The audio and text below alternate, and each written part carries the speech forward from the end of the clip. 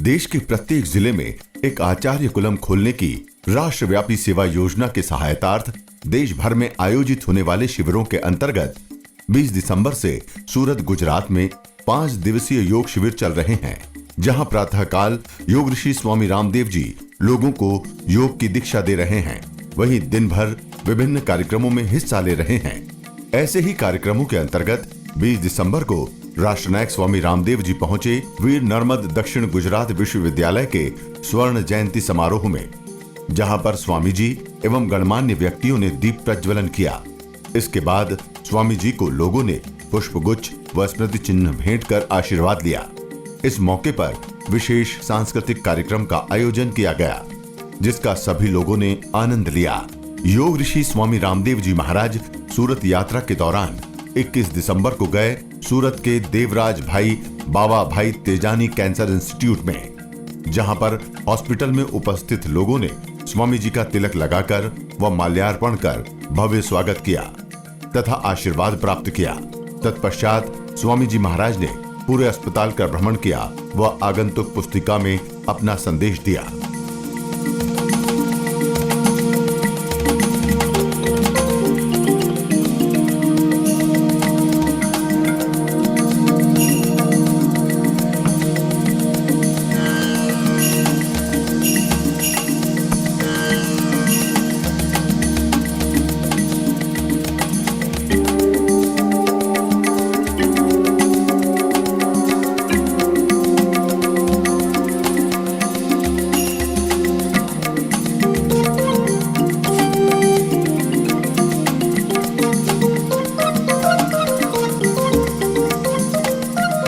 स्वामी जी महाराज ने वहां उपस्थित कर्मचारियों को भी आशीर्वाद दिया। अस्पताल भ्रमण के दौरान स्वामी जी ने रोगियों से मुलाकात कर उनको योग करने के प्रति प्रोत्साहन दिया। कैंसर पूरी दुनिया में असाध्य रोग माना जाता है। रेडिएशन, कीमो एंड ऑपरेशन के बाद भी 99% लोगों में रिकरेंस होने की संभावना होती है। यदि लोग भस्त्रिका, कपालभाति, अनुलोम विलोम ये 3 प्राणायाम भी करते हैं तो रिकरेंस की संभावना 99% खत्म हो जाती है। और काफी लोगों का 1000 से ज्यादा लोगों का हमारे पास में प्रूफ है। और वर्ल्ड का सबसे बड़ा कैंसर हॉस्पिटल है MD एंडरसन, ह्यूस्टन, अमेरिका। वहां पर भी वहां के जो प्रेसिडेंट है उन्होंने हमको 3 बार आमंत्रित किया, 3 बार हम वहां गए, मीटिंग किया। वो हमारे साथ ज्वाइंट वेंचर करना चाहते रिसर्च में कि योग से किस तरह से हम कैंसर पर काबू पा सकते हैं। और इसके साथ साथ आयुर्वेद में भी, जैसे सुबह खाली पेट उठ करके गेहूं का जवारा, गड़ों का रस, तुलसी, नीम और जो है एलोवेरा, इन 5 चीजों का रस पीने से कैंसर के ऊपर बहुत जल्दी आराम होता है। किसी को ज्यादा कैंसर की प्रॉब्लम है तो रेडिएशन ले ले, कीमो ले ले, ऑपरेशन भी करवा ले ज्यादा प्रॉब्लम है तो, लेकिन साथ साथ ये ट्रीटमेंट लेने से उसके ऊपर कंट्रोल किया जा सकता है। नहीं तो कैंसर एक बार उसका रेडिएशन, कीमो, ऑपरेशन करने के बाद भी बार बार हैरान करता है। कैंसर बढ़ने का सबसे बड़ा कारण है गलत खान पान। जिस तरह से खाने पीने की चीजों में मिलावट, एडल्ट्रेशन हो रहा है, जिस तरह से चारों ओर पॉल्यूशन बढ़ रहा है, जिस तरह से यूरिया, DAP का प्रयोग बढ़ रहा है, उसका सारा इफेक्ट हमारी बॉडी पर आता है। हमारा जेनेटिक स्ट्रक्चर उससे गड़बड़ होता है। कैंसर कोई बैक्टीरियल वायरल डिजीज नहीं है। हमारी ही बॉडी के सेल जब अपने सिस्टम में नहीं रहते, बॉडी के अगेंस्ट काम करने लगते हैं, अनडिसिप्लिन वे में ग्रोथ होने लगते हैं, ब्रेक करने लगते हैं, वही blood cancer, bone cancer, brain cancer, breast cancer, uterus ovary cancer कहा जाता है। तो बॉडी का डिसिप्लिन तभी बरकरार रहेगा जब हम नेचुरल लाइफ जिएंगे, और जितना हम मिलावट की चीजों से दूर रहेंगे, पोल्यूशन से दूर रहेंगे। इसलिए सबसे पहली जरूरत है पोल्यूशन को कंट्रोल करना, खान पान को शुद्ध बनाना और यूरिया, DAP से हट करके दोबारा से सेंद्रीय, नैसर्गिक, कुदरती खेती पर, ऑर्गेनिक फूड पर आना। कैंसर इन लोगों के लिए मौत का पर्याय बना हुआ है। कैंसर आ शब्द सांभळीने લોકો આમ મનમાં વિચાર કરે કે લોકો મરી જઈશ। कैंसर એટલે મોત। और आप लोग इस धीरज भाई तेजानी कैंसर इंस्टीट्यूट में जिंदगी और मौत के बीच में लड़ रहे लोगों को जीवन देने का काम कर रहे हो, तो एक तो ऊपर वाला भगवान और इस धरती के भगवान आप लोग बने, तो आपको बहुत बहुत शुभकामनाएं। पहले देखो, डॉक्टर नौकरी तो कहीं कोई भी कर सकता है, प्रोफेशन इज अ डिफरेंट, लेकिन ये जो नौकरी है, ये जो प्रोफेशन है, ये जो आपका कैरियर है, ये जो आपने अपनी लाइफ का मकसद बनाया है, इससे ठीक है जीवन के योगक्षेम के लिए 25-50 हज़ार रुपए की, लाख रुपए की नौकरी, ये तो एक डिफरेंट मैटर है, लेकिन उससे लोगों को जो जिंदगी मिलती है, जो दुआएं मिलती हैं, उनकी कोई कीमत नहीं है। तो आप लोग बहुत अच्छी सेवा कर रहे हो, और उसमें भी मैं नाम नहीं लेता, ऐसे दिल्ली में, मुंबई में ऐसे ऐसे हॉस्पिटल हैं जहां घुसते ही आदमी बेचारा जिंदा भी रह जाए तो घर वाले तो मर ही जाते,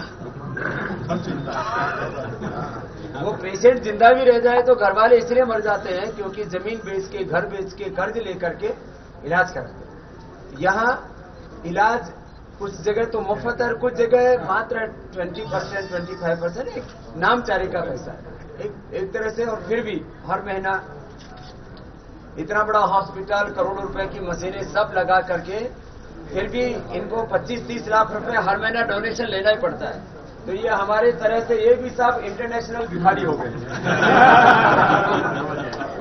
ये बताना मांगू पड़े ना, चाहिए देने लोगों को कि भाई, तो आप सब लोग एक बहुत बढ़िया सेवा का काम कर रहे हो, और ये हमारे ट्रस्टी लोग भी बहुत अच्छा काम कर रहे हैं।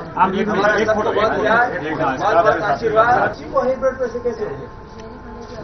वो जेरी में ले लिया। ये भी जवान लड़का, तेरे कैसे हो बेटा?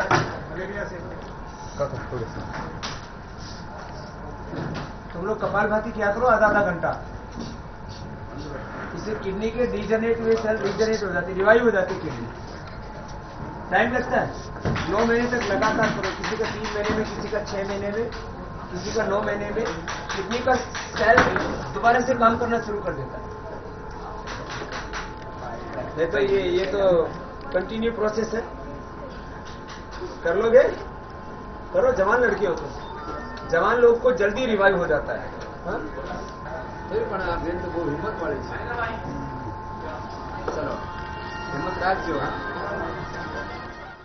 कैंसर इंस्टीट्यूट में भ्रमण व वहां उपस्थित लोगों को आशीर्वाद देने के पश्चात स्वामी जी महाराज पहुंचे सूरत के डिसेबल वेलफेयर ट्रस्ट के द्वारा चलाए जा रहे विकलांग स्कूल में, जहां स्वामी जी के आगमन पर विकलांग बच्चों ने माल्यार्पण कर तथा तिलक लगाकर स्वागत सत्कार किया। स्कूल के बच्चों ने स्वामी जी का रास्ते में पुष्प वर्षा कर व भारत माता की जयकारे लगाते हुए जोर शोर से स्वागत किया।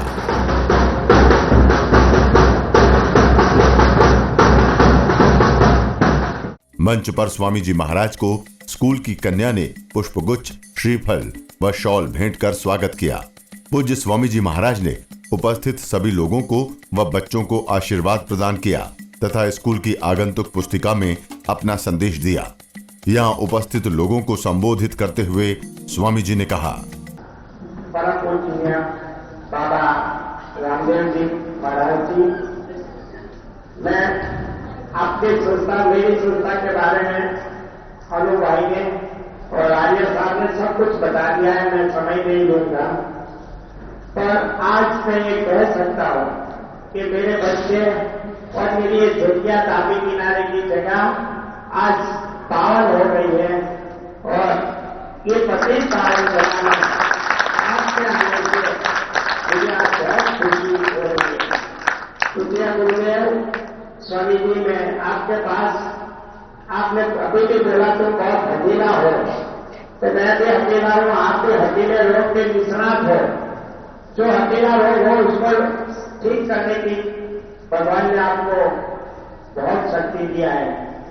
तो मैं आपसे ये वचन भी लेना चाहूंगा कि आज से ये 400 विद्वान बच्चों की जवाबदारी, मुझे पैसा नहीं चाहिए गुरु जी, मैं पैसा वाला हूं नहीं, मैं साईं बाबा के बहुत आशीर्वाद से, पर आज से आपको वचन देना पड़ेगा कि 400 बच्चों की सब जिम्मेदारी आप सदा आशीर्वाद देते रहना, और हमेशा आपके अमीर वस्तु रहनी चाहिए हमें पर। मुझे आपसे बहुत सुनना है, बहुत आशीर्वाद लेने का। ऐसा नहीं कि 1 मिनट में आपने प्रवचन कर दिया और चले गए और वाह हो गई। बाबा वाले नहीं है तो बाबा वाला तो आप वाला तुम्हारा विश्वास है। आप बाबा वाले नहीं है, आप तो कॉर्पोरेट काम करने वाले हो। तो मैं खास अपना आलू भाई और आर्य साहब को मैं आभार मानूं इसके लिए कि दोनों नहीं होते तो मैं आपके पास नहीं जा सकता। तो दोनों ने आप कितना सपोर्ट किया कि अनु भाई कुबेर भंडारी है। ये कुबेर भंडारी और आर्य साहब तो महामंत्री जैसे हैं, वो हमेशा मेरे साथ रहते हैं। आज सर प्रभु जी आप इतना आशीर्वाद दो, बहुत 1 मिनट में नहीं ये बोलो श्री राम, ये बाम मैं नहीं सुनने वाला हूं। मुझे बच्चों के लिए इतना आशीर्वाद दो कि ये बच्चे मेरे बहुत आगे बढ़े। 13,000 बच्चे उसका लाभ ले चुके। स्वामी जी यहाँ हॉस्पिटल भी है, सब मुफ्त में है। यहाँ कॉलेज तक है, पहले दौर से लेके बीसीए कॉलेज भारत में एक भी कॉलेज नहीं है, भारत में नहीं है। और यहाँ नरेंद्र मोदी जी ने ये 40 करोड़ की जगह मुझे फ्री ऑफ चार्ज में दिए थे और बार बार वो ये संस्थान आए बोले चलो भाई तुम जादूगर केलाल हो, ये बार बार मुझे झूठ लाते। मैं कभी भी मेरी जिंदगी में एक ही संस्था में एक ही बार गया हूं, पर यहाँ क्यों बार बार आता हूं कि मेरे बोलने से यहाँ भैरव सिंह शेखावत, थावरचंद गहलोत, अरुण जेटली यहाँ जितने भी अपने बीजेपी के नेता हैं और गुजरात के सभी मिनिस्टर, IAS अधिकारी, IPS अधिकारी यहाँ आ चुके हैं। पर आज सही मायने में मेरी जगह पावन हो गई। आज मेरा आश्रम में घटना पूरा हो गया, मुझे ऐसा खुशी होती है। मैं 3 घंटे से बैठ रहे, सुबह से हम बच्चे राह देख रहे और अपने तो हतीले दोनों हतीले हैं, तो ऐसा ही होने वाला है। तो मैं गुरु जी को वंदन करता हूँ और आशीर्वाद देता हूँ। उसको सम्मान भी करने का एक हमें सुदामा है, नहीं ये सुदामा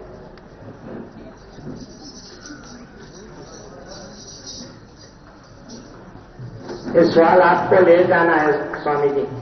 स्वामी जी को सर्दी लगती नहीं है। सर्दी नहीं लगती है, पर ये सुदामा लोगों का प्यार है। योग से इतनी शक्ति आ रही, सर्दी नहीं लगती। देखो क्या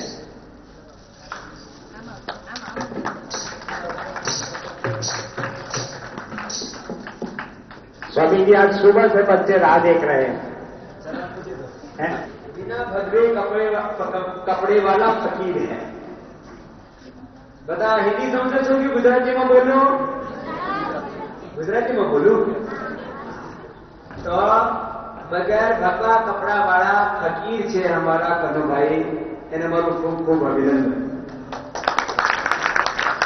आपने विकलांगता शरीर से है।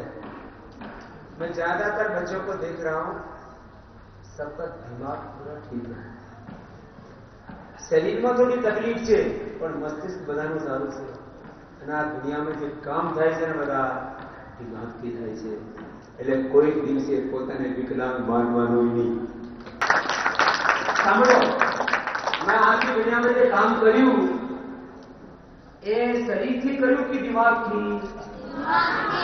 તો એ મારા જેવો દિમાગ તમારી પાસે છે કે નહીં? અને ભગવાને આપણને હાથ આપ્યા છે કે નહીં? એકબીજાને થોડી તકલીફ હોય હાથમાં તો વાંધો નહીં, હાથ છે ને પગ પણ છે, આ થોડા તકલીફ વાળા છે, આપણે શું કોઈ હા શરીરમાં થોડી તકલીફ હોય ને તો તમે રેસલિંગ નહીં કરી શકો। તો કેમ આ બધા રેસલિંગ કરે છે? બધા રેસલિંગ બધાને કરવાનું જ નહીં। 99 આપણો કાર્ય થાય છે શાનાથી? દિમાગથી। અરે दिमाग भगवाने सोने एक सरखो आप्યું છે। भगवान ने दिमाग देने में कोई कमी नहीं। और ये जो शरीर में भी जो कमी आ जाती है ना, ये हमारे किसी पाप की वजह से कमी नहीं आती है। घना બધા हम सोचता कि हमें कोई खोटा कर्म કર્યા હશે તો આવું થઈ ગયું હશે। આપણે કોઈ ખોટા કર્મ કર્યા નહીં, એ તો શું माँ की गलती हो, बाप की गलती हो, खानपान की गलती हो, कोई दवा भी थी जाए। माँ बाप की सोवानी पोजीशन सारी ना हो, जયારે આપણે માના ઘરમાં હતા ને ત્યારે માँ के पेट में कोख में तक थे तो माँ के सोने पीने खाने सोचने की गलती से अपने भी कोई या माँ ने कोई दवाई ले ली उससे, या पैदा होने के बाद भी उस कोई दवाई आदि से किसी भी कारण से ये चीज हो जाती है। इसलिए कभी भी अपने भीतर आत्मग्लानि का भाव नहीं रखना। एक बात तो ये ईरा सिंगर आईएएस में नौकरी ना દીકરી હતી ઈરા સિંગર એ દીકરી અમારા પ્રત્યે ખૂબ શ્રદ્ધા રાખે છે, અમારી લાઈફ મેમ્બર છે, એના માતા પિતા અમારા ભક્ત છે, એ નાનપણથી મારા પાસે આવતી હતી। હું એ છોકરીને પણ પ્રેરણા આપતો હતો। मुझको एक बार कहता था, बेटा तेरे अंदर इतना दिमाग है, तू देश के सारे बच्चों को पीछे छोड़ के सबको टॉप कर सकती, और लड़की ने करके दिखा दिया। तो तमारा माथी पण टॉपना आईएएस થઈ શકો છો, તમે આઈપીએસ થઈ શકો છો, ટોપના બિઝનેસમેન થઈ શકો છો। જો તમારી જે હોપન વિકલાંગ હતું, આ મારા મોઢાથી માંડીને આખા શરીરમાં પેરાલિસિસ નું અટેક હતું, તો હું તો તમારો જેવો છું। વાત સમજમાં આવી? હું પણ શું હતું? જેને વિકલાંગ કહેવામાં આવે ને, હું પણ વિકલાંગ હતું, પણ એ વિકલાંગતાથી મારા જીવનમાં કોઈ તકલીફ આવી? એક તો હું યોગ કરીને એને થોડી મટાડી દીધી, ઓછી થઈ ગઈ છે ને, મારા મોઢા પર થોડું દેખાય છે ને, ડાબી આંખ થોડી નાની છે। નાનપણથી હું હતું, આખું મોઢો આંખ અને પગ હાથ બધું બગડાઈ ગયું હતું। પછી પ્રાણાયામ કર્યા, આવા પછી આવા પ્રાણાયામ કર્યા, શીર્ષાસન કર્યા, સૂર્ય નમસ્કાર કર્યા, પદ્માસનમાં પ્રાણાયામ કરીને પોતાને સજ્જ કરી નાખ્યું। તમે પણ કરી શકો છો। તો એક બાર પોતાને વિકલાંગ નહીં માનવાનું, બીજી વાત પોતાની વિકલાંગતાને ઓછું કરવાનું। શાનાથી? જોરથી બોલો તો યોગથી। એમાં ફાયદો થાય, ખૂબ બધો ફાયદો થાય। અને ત્રીજી વાત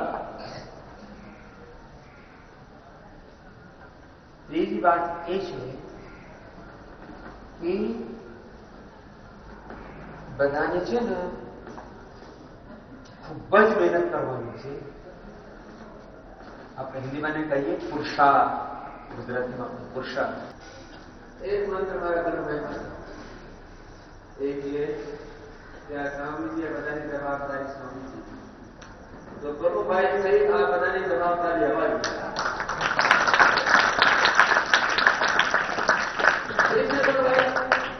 માતા સુધી કોઈ તમારી સાથે અને મારા કરે, મારા પછી પણ તમારી સાથે। ये बहुत है, बहु हिम्मत वाला है, बहु पुरुषार्थ संकल्प वाला है। बहुत बहुत खूब खूब आभार। भारत माता की। विकलांग स्कूल में आशीर्वचन के बाद पूज्य स्वामी जी महाराज पहुंचे हरे कृष्णा डायमंड इंडस्ट्री के कार्यालय, जहां पर स्वामी जी का भव्य स्वागत हुआ। मंच पर पूज्य स्वामी जी महाराज व गणमान्य लोगों ने दीप प्रज्वलन किया। मंच पर स्वामी जी महाराज को उपस्थित गणमान्य लोगों ने शॉल भेंट किया व स्मृति चिन्ह भेंट कर उनका अभिनंदन किया। स्मृति चिन्ह के साथ साथ स्वामी जी महाराज को तुलसी का पौधा व भगवत गीता भी भेंट स्वरूप प्रदान की। इसके बाद स्वामी जी ने यहाँ उपस्थित लोगों को अपने उद्बोधन में कहा, धन्यता अनुभवी छे અને वी आर वेरी लकी કે અમને આ ફેક્ટરી ઓપનિંગ કર્યું નથી અને ઓપનિંગ થઈ ગયું એવા સારા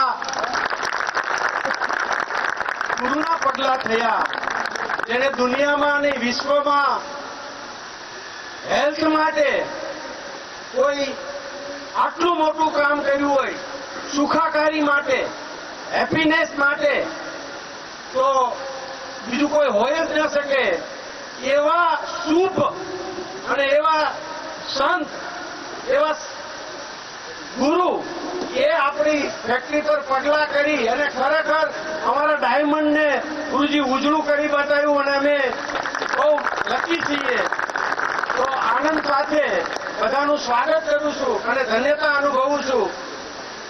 ગુરુજીની એક બીજી વાત કરું, આપણા સદભાગ્ય છે કે સુરતમાંથી યોગ ચાલુ કરી, યોગને અહીંયા વહેતો કરીને દુનિયા સુધી વહેતો કરી આવ્યા અને પાછા સુરત આવ્યા. હવે શિક્ષણને વહેતું કરવાના છે, સંસ્કારને વહેતું કરવાના છે.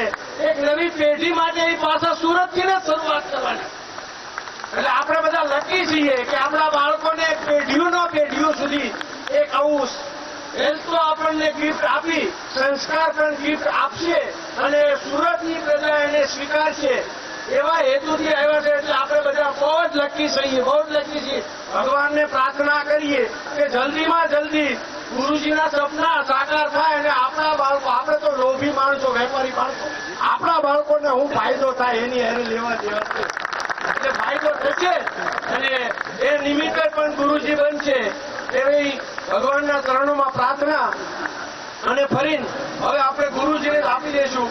ગુરુજીને જેટલો આનંદ થાય એટલી વાર અમને બેસ્ટ તો કામ કરીએ છીએ. તમે બેસ્ટ આશીર્વાદ આપ્યા જ છે, બેસ્ટ હેલ્થ છે, બેસ્ટ થિંકિંગ છે. હજી શું બેસ્ટ કરી શકીએ, કેવી રીતે સારું કામ કરી શકીએ, સ્ટ્રેસ કેવી રીતે ઘટાડી શકીએ, એના ઉપર પ્રકાશ પાડે અને એમને આશીર્વાદ લઈએ.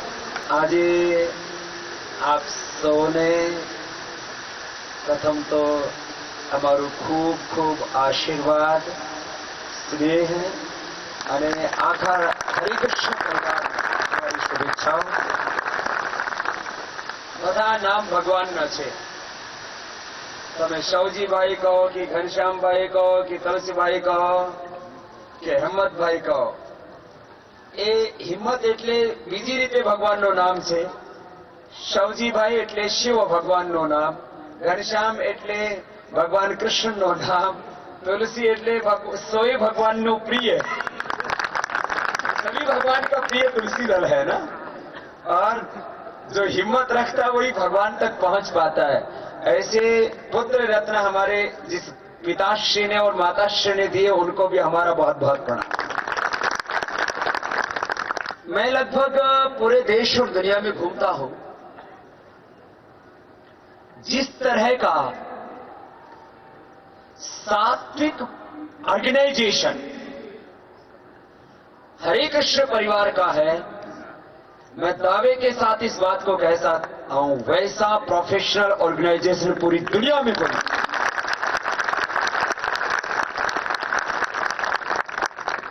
मैं शब्द प्रयोग કર્યું સાત્વિક ઓર્ગેનાઇઝેશન.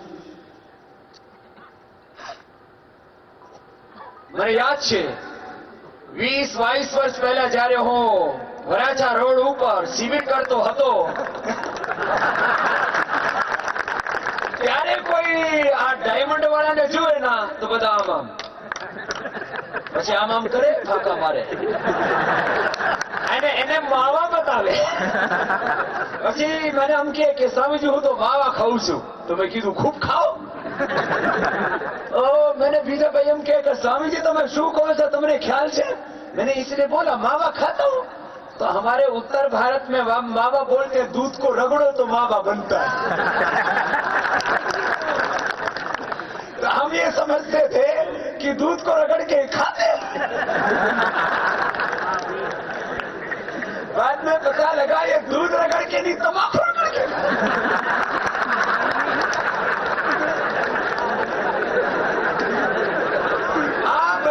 માવા મુકાવી દીધા. અને હું આવતો હતો ને, તમે બધા સાઈડમાં ઉભા થઈને बड़ा अभिनंदन करता था. मैं सबके चेहरे पर देख रहा था, किसी का भी मुंह बिगड़ा हुआ नहीं है.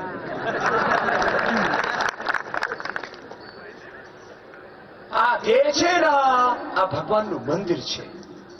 આ દેહ દેવાલય છે. શું છે દેહ? देवालय. बोलो क्या है देह? देवालय. आपको तो कितने अच्छे श्रेष्ठ स्लोगन लिखे हैं. सबसे पहला ही स्लोगन लिखा है आपकी फैक्ट्री में, मैं श्रेष्ठ हूं, હું શ્રેષ્ઠ છું, હું બધા કામ કરી શકું છું અને ભગવાન સદાય મારી સાથે છે. એવા સ્લોગન તો મારા જેવા સાધુ પુરુષો લખતા હતા. એ તો સવજીભાઈ છે ને, એ ગ્રસ્તના રૂપમાં એક સંત જેવા છે. એટલે એવા વિચાર, એવા સંસ્કાર, એવી ભાવનાઓ. હું તુલસીભાઈને પૂછતો હતો, આ તમારી ફેક્ટરીમાં જે ભાગીદારી છે એ કેવી રીતની છે? કે આ દુનિયામાં છે ને पैसा सर्वस्व થઈ ગયા છે. पैसा सब कुछ हो गया. और मैंने देखा, मैंने लगभग छोटे से लेकर के बड़े परिवारों तक पैसे के लिए झगड़ते देखा, लेकिन मैंने इस हरे कृष्ण परिवार में देखा लोग पैसे के लिए नहीं झगड़ते. कहते हैं ये सब भगवान का दिया है और हम सबका बराबर का हक है. इतना भाइयों में इतना प्रेम होना. नहीं तो सब्जी भाई सोचे कि भाई सारा दिमाग तो सब्जी भाई का लग रहा है, वो सोचे कि मेरा लग रहा है, वो सोचे मेरा लग रहा है, वो सोचे मेरा लग रहा है. हिम्मत वाला कहे कि मेरी हिम्मत थी બધું થઈ રહ્યું છે. અને ઘનશ્યામભાઈ કહે તો હું તો ભગવાનનો સાક્ષાત અવતાર છું, આ કૃષ્ણનો અવતાર છું. સવજીભાઈ કહે તો શિવ ભગવાન તો સૌથી મોટા છે. એ બધું કરે છે. તુલસીભાઈ કહે કે તુલસી તો પવિત્ર છે, મારા લીધા જ આ પરિવારમાં સમૃદ્ધિ છે. આવું કોઈ વિચાર નથી करता. इसी से ही ये संस्था चल रही है. आप लोगों के लिए भी सीख है. आपका कोई भाई कम कमाता है, कोई भाई ज्यादा कमाता है, कोई कम पढ़ा लिखा है, कोई ज्यादा पढ़ा लिखा है, कोई भाई खेती कर रहा है, कोई भाई बिजनेस कर रहा है, कोई भाई नौकरी कर रहा है. सब भाइयों में ऐसा प्यार हो जैसा इस परिवार में. और एक बात आपको मैं कहता हूं, देखो ये तो गृहस्थ लोग हैं, हम सन्यासी लोग हैं. हमारे सन्यासियों में मैंने लोगों को झगड़ते देखा. गुरुजीનો ઉત્તરાધિકારી કોણ થશે? ઘણા બધા તમારા બેટા છે ને ગુરુજીના ઉત્તરાધિકારી બનવા માટે ગુરુજીને ધામમાં પહોંચાડી દીધા.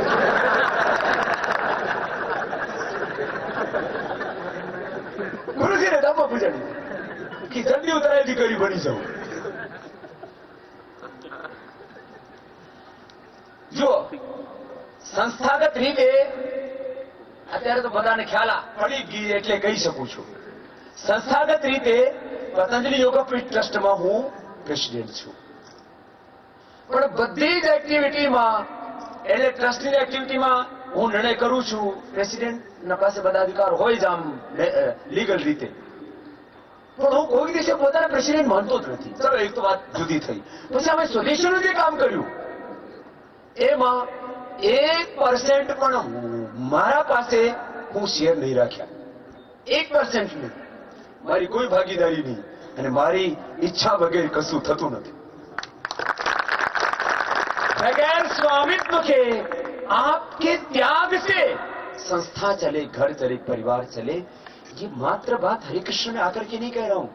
मैं ऐसा देखना चाहता था इस संसार में कि भाइयों में संपत्ति सर्वोपरि नहीं होनी चाहिए, भाइयों में संबंध सर्वोपरि होना चाहिए. और वो मैंने यहां देखा और मैं यहां देखना चाहता हूं. सब जगह ऐसा होना चाहिए संसार. ठीक है, जिंदगी जीने के लिए अपने को पैसे की जरूरत है, पैसे के बिना कुछ भी नहीं होता है, लेकिन पैसा सब कुछ नहीं होता.